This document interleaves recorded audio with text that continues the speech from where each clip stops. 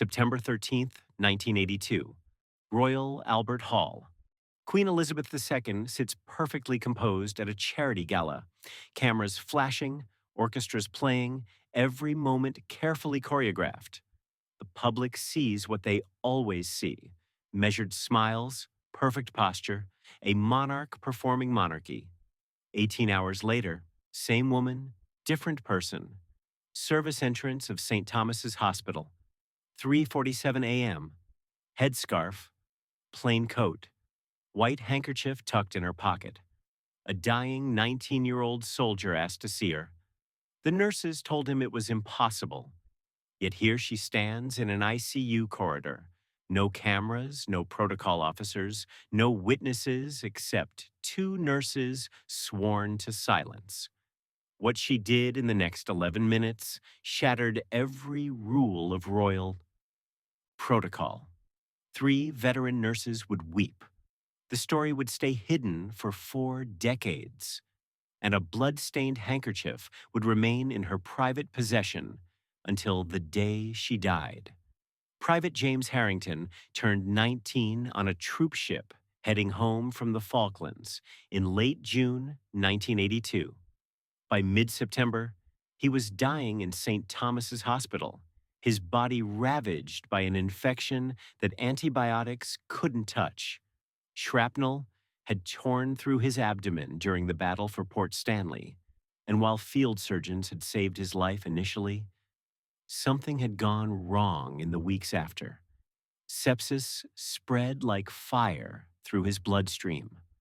The ICU bay smelled of disinfectant and the particular sweetness that comes before death. James had no family. Both parents killed in a car accident when he was 16.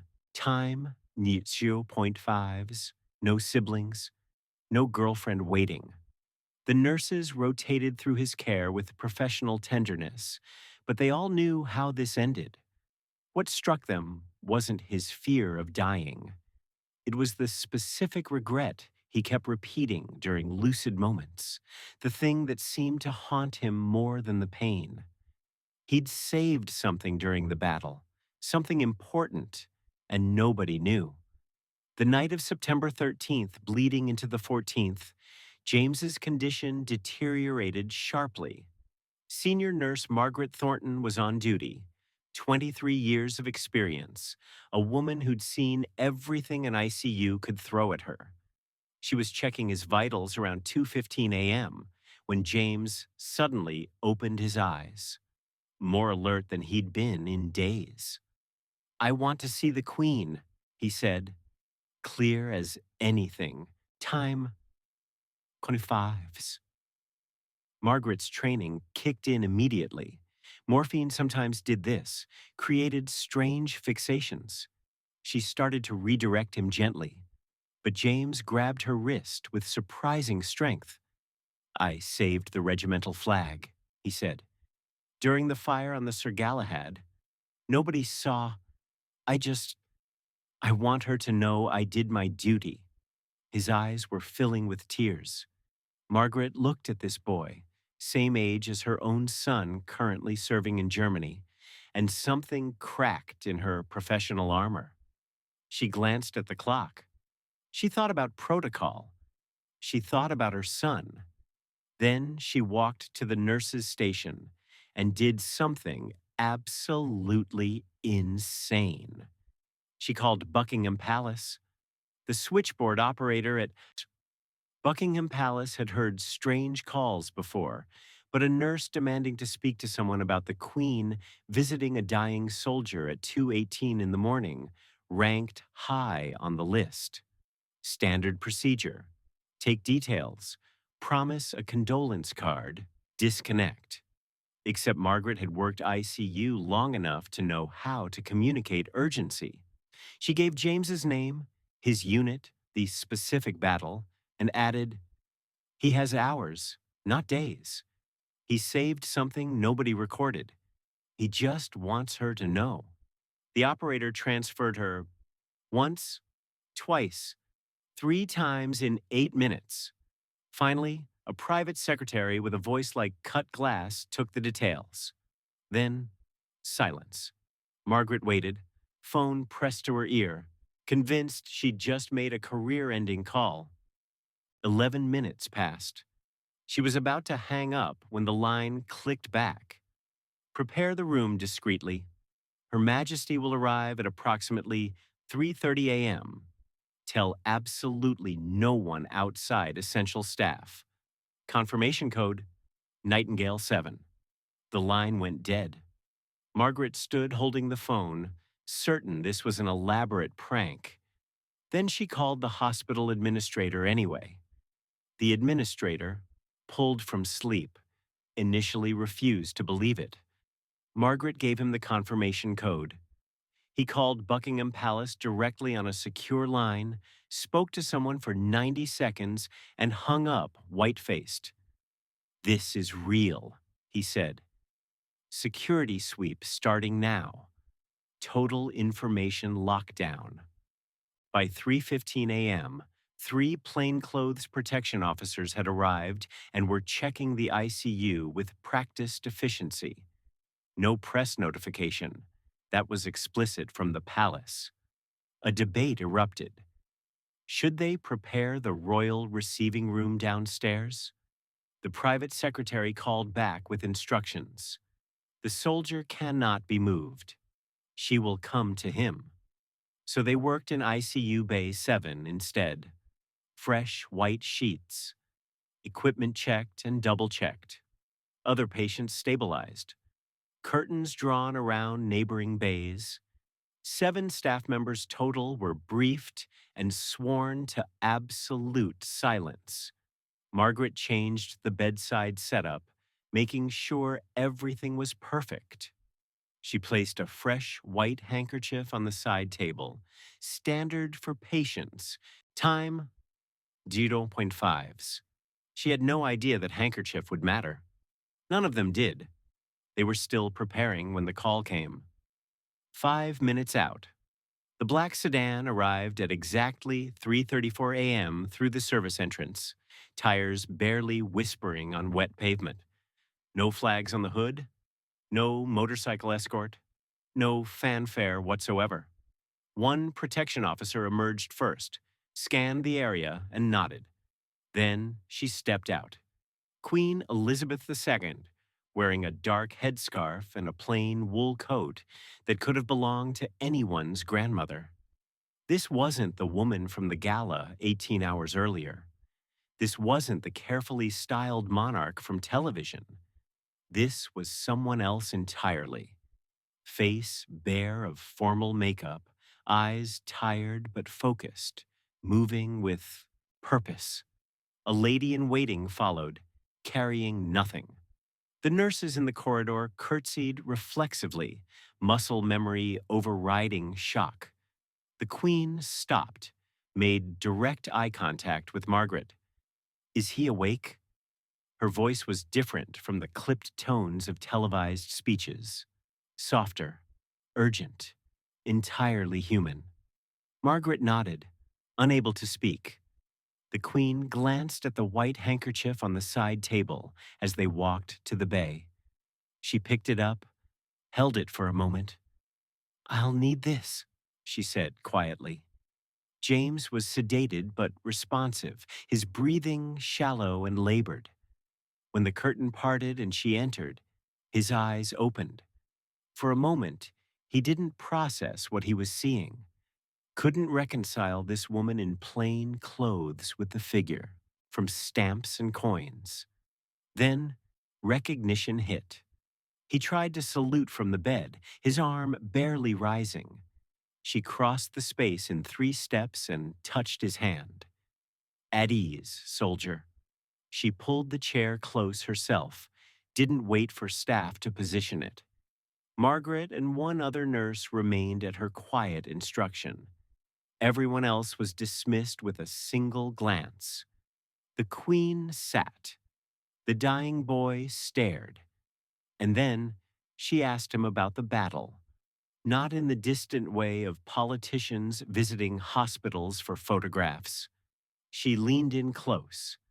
She asked specific questions about Port Stanley, about the fire on the Sir Galahad, about the moment when the ammunition stores threatened to blow. James started talking, his voice weak but steady. She listened like she had all night, like nothing else in the world mattered. He described it haltingly, the burning ship, the chaos, seeing the regimental flag about to be consumed by flames. How he'd grabbed it, wrapped it around his body under his jacket, taken shrapnel in the explosion seconds later. How he'd handed it to an officer while being evacuated, too injured to speak, never got to explain. The officer died 3 days later. The flag made it home, but nobody knew who saved it. James's voice cracked. I just wanted someone to know. I did my duty. And then he started crying, not from pain, from being seen, from finally telling someone who might actually care. The Queen reached into her coat pocket and pulled out the white handkerchief, royal cipher embroidered in the corner. Her personal handkerchief, not the hospital's. She leaned forward and wiped his tears. I know exactly what you did, she said. Her voice was steady, but something in it made Margaret's vision blur. I've read the classified after-action reports. I know about the fire. I know about the flag. You saved something irreplaceable. James wept harder. She kept the handkerchief pressed gently to his face, letting him cry, not shying away from his pain. She described his actions minute by minute, details he'd never told anyone, pulled from reports he didn't know existed. She knew the name of the ship's captain. She knew how many seconds he'd had before the explosion. She knew he'd crawled 15 feet with the flag under his jacket. You did your duty, she repeated, and I will make certain it's recorded properly. Margaret was crying now too, silently, watching this impossible scene. The other nurse had turned away, shoulders shaking. This wasn't a photo opportunity. This wasn't monarchy performing compassion. This was one human being sitting with another in the worst moment of his life, refusing to let him die, thinking he'd been forgotten. The machines beeped steadily. The antiseptic smell mixed with the Queen's subtle perfume. And for 11 minutes, in an ICU bay at 3 in the morning, nothing else existed. She stayed 11 minutes total, time 0.5s. No one was timing it officially, but Margaret would remember because she couldn't stop looking at the clock, couldn't believe this was happening. The final exchange was never recorded in any log. James, his voice barely a whisper, asked, Will anyone remember? The Queen carefully folded the handkerchief, now damp with his tears and spotted with blood from where his IV line had leaked, and placed it in his hand. His fingers closed around it reflexively. I will remember, she said. Always. She stood, touched his forehead with her palm, a gesture almost motherly. Then she turned to Margaret. Call me if anything changes. She left a private number. Margaret still has it, written on a small card that's yellowed with age. The Queen walked out the way she came, quietly, without ceremony, disappearing into the pre-dawn darkness. James Harrington died 4 hours later at 7:51 a.m. The handkerchief was still clutched in his hand, blood-stained and tear-soaked. Margaret bagged his personal effects according to protocol: a watch, a small wallet with 18 pounds, a letter from a school friend, and the handkerchief. She almost missed it in the standard procedure until she unfolded it and saw the royal cipher embroidered in the corner. Her hands froze. This wasn't the hospital handkerchief she'd placed on the table. This was the Queen's own. The Queen had left it deliberately. Margaret stared at it for a long moment, then called the private number she'd been given. A private secretary answered on the second ring. Time, 0.5s. Her Majesty wants it returned personally, the voice said. Margaret drove to Buckingham Palace at 2 p.m. that same day, still in her nursing uniform. She was led through a side entrance, handed the handkerchief to a lady in waiting, and left. No ceremony, no acknowledgement, no thank you necessary. She returned to St. Thomas's Hospital and told absolutely no one what had happened. The story didn't leak. In an age before social media, with only 7 people who knew the truth, the secret held. 3 nurses, 2 palace staff, 1 protection officer, 1 administrator, all maintained absolute silence. No press coverage, no royal announcement. James was buried with military honors in a small ceremony in Yorkshire. The Queen didn't attend. Her presence would have drawn attention, raised questions nobody wanted asked. But she sent a wreath, white roses specifically. Margaret attended the funeral and saw it immediately, recognized the choice as the Queen's personal selection, not a standard palace order. The other 2 nurses were there too. They made eye contact across the grave. No words needed. They understood. The September 1982 newspapers showed no record of any palace visit to St. Thomas's Hospital. It was as if that night had never happened. 40 years passed. In September 2022, Queen Elizabeth II died. The nation mourned. And slowly, carefully, the royal archives began releasing materials from her private collection. A researcher working through items from her personal residence found a locked drawer in a small writing desk. Inside, 1 white handkerchief, blood-stained, never washed. A tag attached in careful handwriting. St. Thomas's Hospital, 9/14/82. Do not destroy. Cross-referencing palace logs revealed a single entry. Private hospital visit 03/34/03/52. Unscheduled. Nothing more. The researcher tracked down Margaret Thornton, now 83 and retired. She'd been waiting. The Queen made me promise to wait until after, Margaret said. She wanted the story told, but not while she lived. She said it would make it about her. And it wasn't. The other nurse confirmed every detail. The handkerchief had remained in the Queen's private possession for 40 years. Why it mattered. She broke every protocol. No advanced security sweep. No press management. No official record. Personal risk for 1 dying soldier nobody had heard of. When palace officials discovered the visit years later through archived logs, they were horrified at the security implications. When asked, she'd said simply, "He earned it." Margaret revealed something else. The Queen had called twice more. Once the morning James died. Once on the first anniversary of his death. Did his family know what he did? The Queen had asked. He had none, ma'am, Margaret replied. A long pause on the line. Then I'll remember for them.